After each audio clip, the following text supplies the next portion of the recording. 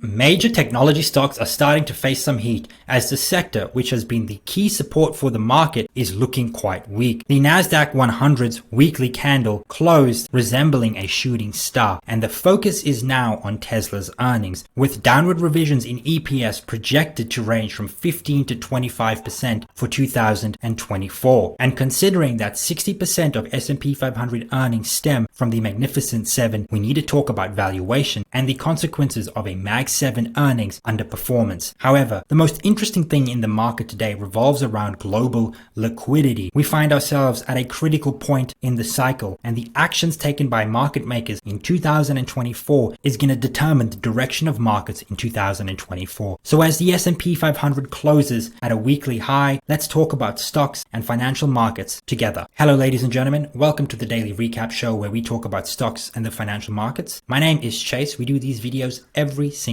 day, so please subscribe, hit the notification bell, like this video. Let's get into it. And it was a pretty brutal day for semiconductors, technology, software did all right, but equipment manufacturers, semiconductors, brutal day. Other than that, it was fairly mixed across the board. There were some winners, there were some losers. Such goes the market. But it was split quite down the middle, something like 270 winners in the S&P 500, 230 losers, which left the S&P 500 pretty much flat on Friday, as well as the RSP. And I think that's actually a really good thing. I mean, normally when we see a flat S&P 500, we see like an RSP like down 0.3, 0.4% for the day. There's definitely some breadth momentum moving in the market. And we also saw a fairly flat day for the IWM. The big loser though, Nasdaq 100, and that's simply because in the Nasdaq 100, 32 of the companies is semiconductors or semiconductor manufacturers, and that's why we had a brutal day in the Nasdaq 100. Now looking at sentiment, this is the BofA Bull Bear indicator. It went to 6 from 5.5, and the Goldman Sachs sentiment indicator is neither stretched nor lightly positioned, sort of like right in the middle. And what is this telling us? Telling us that the sentiment is just hold the equities, hold the positions you are in. Now looking at sectors as a whole, the best performing sector today was energy, but the worst performing was definitely semiconductors, technology. And we also had some rate sensitive names, GDX, XLRE down here at the bottom, and that had to do with interest rates, the yield curve. We're going to talk about that later, but let's actually have a look at what were the best sectors this week. And it was communication services and energy, mostly on the back of Netflix, Google, Meta. They're all hitting all-time highs except Netflix, but Netflix soared in this last week. Energy, there's a lot going on with the Red Sea. We're starting to see an uptick in oil prices,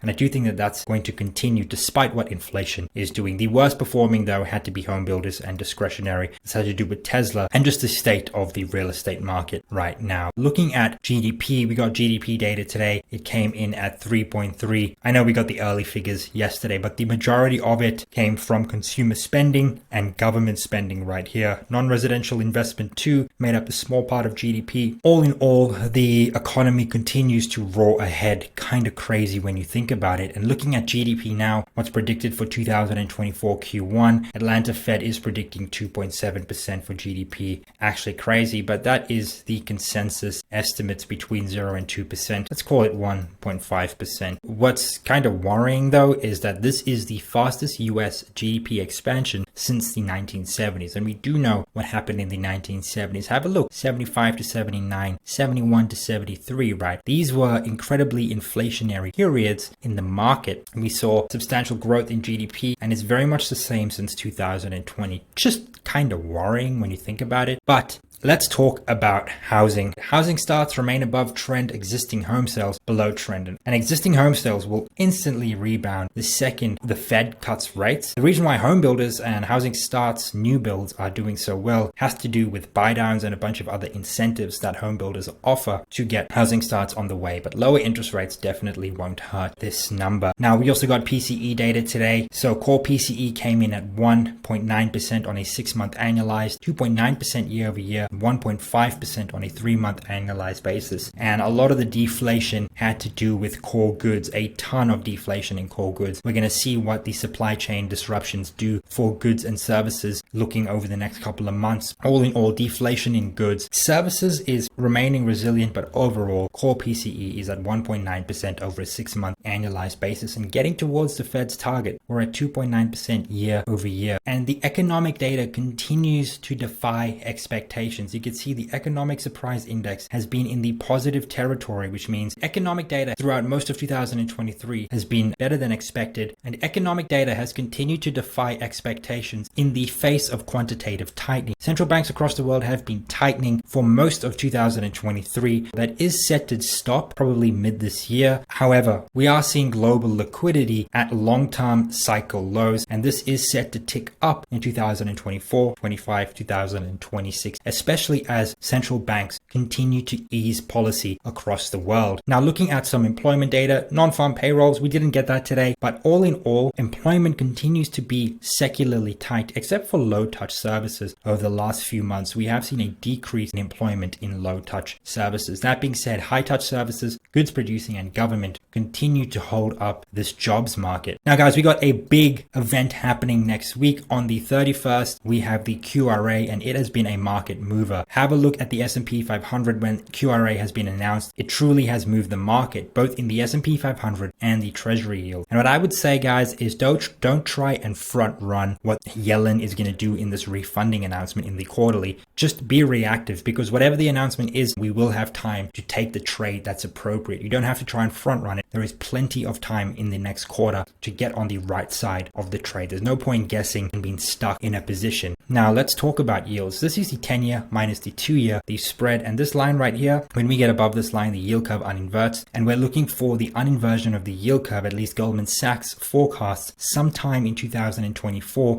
and then we'll be looking at a spread of about 10 to 15 basis points between the 10 and 2s. Now, this is sector and factor performance when the US yield curve bear steepens. Now, in a bear steepening, what you really want to hold is financials, info tech, energy. What you don't want to hold is healthcare, utilities, real estate. In a bull steepening scenario, you don't want to hold, again, utilities and real estate. But you do want to hold healthcare, financials, energy. And in all of these cases, it seems that financials and energy tend to be the best performers in both bull and bear steepening scenarios. Now, let's talk about S&P 500 performance around yield curve and inversions. And this is very, very interesting. Now, looking at the median returns, it goes to show that 1 month on after the yield curve uninverts, we normally get returns of 2%, 6 months on negative 2%, 9 months on 9% median returns. But if we actually have a look at these starred figures right here, this is when the US economy was already in a recession, then the yield curve uninverted. What do we expect 1 month on, 6 months on, 12 months on? Well, in 1974, we had 16% return 1 month later, 27% 6 months later, 32% 12 months later. In 1980, the 12-month return was 27%, and in 1981, the 12-month return was 12%. So market-beating returns compared to the average since 1950. That being said, that's probably because the market had severely bottomed at the time. If we go and have a look at where we stand right now, this is April 2022 when the yield curve did invert 12 months on, so that'd be April 2023. We've had negative returns. However, we do know that since April 2022, equity markets have rallied something like 20% plus, and we still haven't had the recession yet. Now, on average, we normally expect a recession 7 months after the yield curve uninverts. But all in all, throughout history, on 15 different occasions, you can expect median returns in the S&P 500 of 9%. And if you actually include the dividend yield right there, you're looking at about 10.2% return. That is the average annualized S&P 500 return. Now, let's talk about earnings, guys. We had quite a big week of earnings, and we had American Express report their earnings today, and it was a double miss. They missed on EPS, they missed on revenue,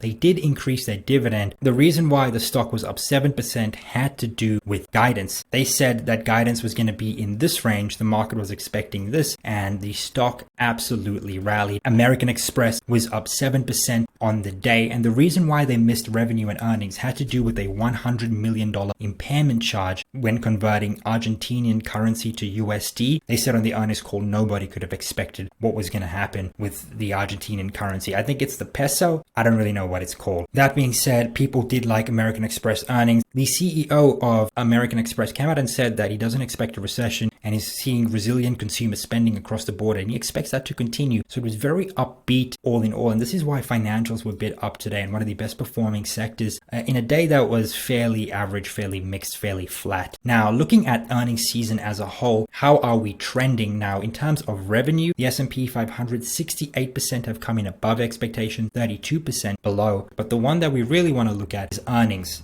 Has earnings come in above or in line for the S&P 500? 69% above, 27% below, 5% in line. This is actually below both the 5-year and 10-year historical averages. So it hasn't been a great earnings season, and you have to consider the economic and financial climate conditions that we have been in for most of 2023. Earnings have been robust when you think about it, and we do have a lot of technology names reporting next week, so we're going to see where the tech sector is sitting. This is what EPS revisions have been looking like. Now, this is Q4 2023 EPS revisions so far. Magnificent 7 up 4%. Now, I'm not sure if this includes what Tesla did, but all in all, the Mag 7 has been revised 4% to the upside. The S&P 500, the 493 to the downside. Very, very brutal. Looking at Russell 2000, I showed you guys this chart yesterday. The Russell 2000 has been revised like 17% to the downside compared to the S&P 500. This is a major problem for Russell constituents. Looking at some more earnings data, absent the Nasdaq 100, US and global equities, EPS would be flat to down over the past 2 years. And yeah, the Magnificent 7 and these big tech names have really held up earnings, not just in the US, but for global markets as a whole. And this is why I'm invested in these names, because they are producing alpha for their shareholders in what is fairly hard times for the global economy. Let's talk about Gamma, guys. Nothing to say here. The call Gamma resistance again, 4,900. And I know I always show you guys this chart. You must be bored of it. But at the end of the day, when it comes to trading, there's certain things we have to look at every single day to provide consistency and accuracy in what we do. We have to look at some of the same things over and over and use the same process. And this is one thing I like to look at. Now, the Gamma core resistance is at 4,900, and we are still in major positive Gamma, and Gamma is increasing quite substantially. Again, a lot of people are buying calls. And what we're also seeing right here is that the 5,000 strike, there is a lot of Gamma building. We want to see if this moves up, especially as we move into February and go in towards OPEX. This is going to be very, very key. If this can roll up to 5,000, that's where I think we're going to go into mid-February. And if the call Gamma resistance moves up to the 5,000 strike, there would be a lot of confluence with the seasonal performance in February. Let's say we move up to the 5,000 strike,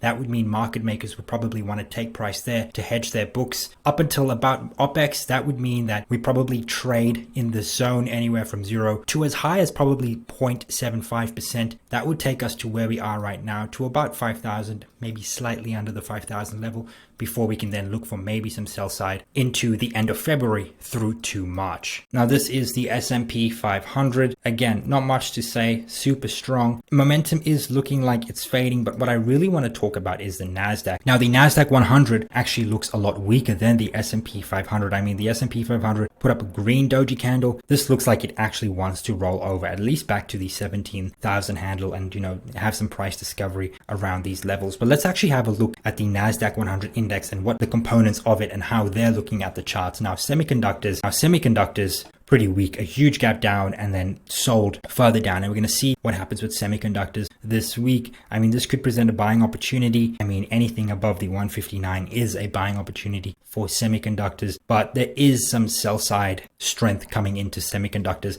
and semiconductors make up 30% of the Nasdaq 100. Looking at software, now software make up a significant amount of the Nasdaq 100 too, software companies. And again, we're seeing sort of like these gap ups and then strength, sell strength after these gap ups in price. So again, this isn't too encouraging, but it definitely looks stronger than semiconductors. And overall, this chart does look strong, however, and we're buying all dips up until this level gets broken. Now, looking at healthcare make up 9% of the Nasdaq 100. And again, this is a lower high and a lower low that we put in. So you see it there, up, couldn't break above. Now we put a lower low. Now it didn't close, it just wicked below it, but it's not looking too good. What healthcare really needed to do was push above major resistance. This is a multi-year resistance and go higher. It didn't do that, and it's looking pretty weak in healthcare right now. And looking at energy, not in the Nasdaq 100. I think there's like 2 energy companies, but super strong, bounced off the 78 level. This chart is doing exactly what crude is doing, and if we do see continued strength in oil, we're going to see continued strength in energy as a whole. Financials, this is what healthcare should have done. You see this line, healthcare should have broken above. Financials have done that, and we could start looking at the 40 handle for financials. They do look very strong, and I think we remain bullish as long as we're above the 38-32 level for financials, the XLF. Looking at the 10-year yield, we're sort of trending right here. I think a lot of bond buyers, bond sellers are waiting for the QRA to see what to do. So there's going to be a lot of volatility, especially in the credit markets, and that's why we're seeing this type of price action here at the 4-year, 10-year. We're going to see what Yellen is going to do for us. Now, looking at PayPal, super strong, off the lows, up 2.3, 2.4%. This is actually looking like a semi-strong chart because we made a higher high right here against that, and we've actually put in a higher low, all things considered, compared to this right here. And I guess you remain constructively bullish for now as long as we're above the 58 level. What PayPal need to do is go ahead and break this high though. If they can do that, that's going to be constructive for further price action, and then we're looking at like something like that, and that's fairly bullish, fairly strong, at least from a technical basis. Looking at Airbnb, super strong earnings results. It attempted a breakout above this line, and that's what Airbnb needs to go do next week. Break above right here and go attack the 154 level. I believe that's all-time highs. Looking at Bitcoin, and we're bouncing off the 39,000, pretty much the 40,000 level. Looking strong. That's a very strong candle, up 5.91% today, and it just needs to go continue higher, build a base of support right here, not break those lows, and continue higher. That's what Bitcoin needs to do. We'll see where Bitcoin goes over the next few weeks, especially as the halving is 3 to 4 months away. Crude, nothing to say here much except for keep a strong eye on the Middle East, what's happening in Russia, what's happening in Europe. At the end of the day, global supply chain issues will push up the price of oil. If we do break above the 80 level, we're going to see probably continued up strength in the price of oil. It's Tesla, and we're sitting right on this trend line. If we break below, it's going to be brutal. We're going to go to 160, and I do think that's probably where we're going to go, because as it stands right now, we're looking at lower highs, lower lows for Tesla, and yeah, we're probably going to see, I guess, 170, 160, especially if we break below here. But I'm not in any trade. I wouldn't recommend shorting. I wouldn't recommend buying right now. Just watch Tesla on the charts, and hopefully Elon Musk can fix up the earnings situation and actually get things together in Tesla, because everything's looking a bit all over the place right now. Looking at the dollar, and very similar, I think the market is waiting for this quarterly refunding announcement. It's very big. The bond issuance, the US bond market is the biggest in the world. We're sort of waiting on what's going to happen with that, as well as what's happening in the Middle East. But we are seeing continued US strength and a consolidation period above here. A break above is going to determine which way it goes, or a break below. But as it stands right now, the market does want this to go lower. It's going to benefit everybody, US companies, as well as those who are buying international oil trade, especially with the petrodollar. Looking at Netflix, super bullish, guys, and this is probably going to go to the 620 level. You see this gap up right here? This was last earnings, and what Netflix normally do is they sort of like for the next two weeks, 10 trading days, they kind of just trade in this zone and then they rally up. It's probably what we're going to see with Netflix. We're going to see some action here and then continued upside. The earnings were very good, and I think Netflix are going to continue to produce really good earnings, especially with the amount of cash they're doing. They can really ramp up buybacks, and especially now that they're expanding into live sports. Very bullish on Netflix as a whole. Looking at Nvidia, again, of the semiconductors, kind of looking weak, but this chart looks strong, just weak up the top right here. Pullback is actually very healthy. Where do we go? We can go as low as 500, but not bearish on Nvidia at all, especially going into earnings. Looking at earnings next week, a big week of earnings, huge week of earnings. We have SoFi and Supermicro on Monday. Then we have Pfizer before the open, as well as a couple of other names on Tuesday. And then we have these 4 right here, right? These are all in the top 20 stocks in the Nasdaq: Starbucks, Google, AMD,